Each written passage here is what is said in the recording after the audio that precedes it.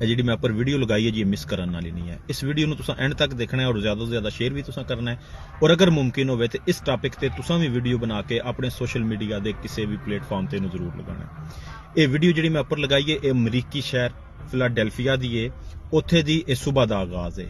इस दियां सड़कों ते कोकीन हीरोइन और दीगर जिहड़े मनशियात का नशा करने वाले हर किस्म के नशा करने वाले का बसेरा हुंदा है और तुसी देख लो कि सुबह के वक्त इहदियां रोडां ते की हालत है। अगर इस वीडियो च कोई सीन कोई ऐसा मंजर आउंदा है जिहड़ा देखण वाला नहीं तो मैं मादरत करांगा, मैं सॉरी हां। मैं कोशिश की सी मैं कट के लां लेकिन जितना मैं कट सकदा सा मैं कटदा है।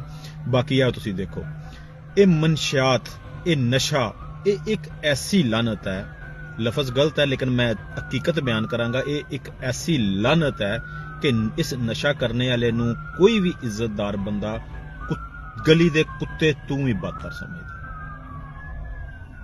ये हालत जिहड़ी अमरीका दे शहर दी है, मैं ये डर रहा कि अनकरीब इस तरह की हालत साडे पाकिस्तान दे हर एक शहर दी होवेगी।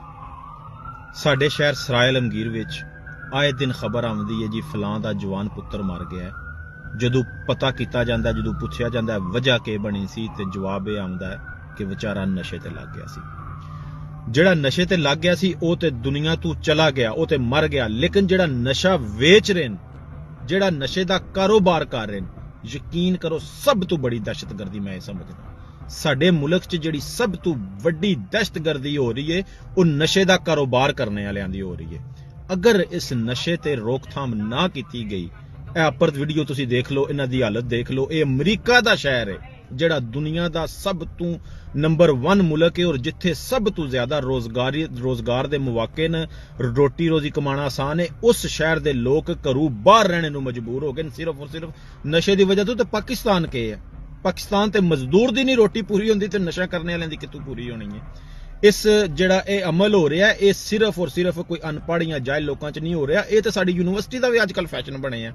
यूनिवर्सिटी दे मुड़े, यूनिवर्सिटी दियां कुड़ियां, यूनिवर्सिटी दे बच्चे वो एक स्टाइल बनाया है, वो भी हीरोइन कोकेन आइस मुख्तलिफ किस्म के नशे कर रहे हैं। लेकिन साडे जिहड़े आला हुकाम ने या साडे जिहड़े अदारे ने जिन्हां नूं इन्हां दे खिलाफ मुतहरक होना चाहिए, उन्हां नूं अपणियां अपणियां कुर्सियां दा पे है, उन्हां नूं अपने अपने उहदियां दा पे है। उन्हां नूं फिक्र ही कोई नहीं कि इतनी बड़ी दहशतगर्दी साडे मुल्क च हो रही है।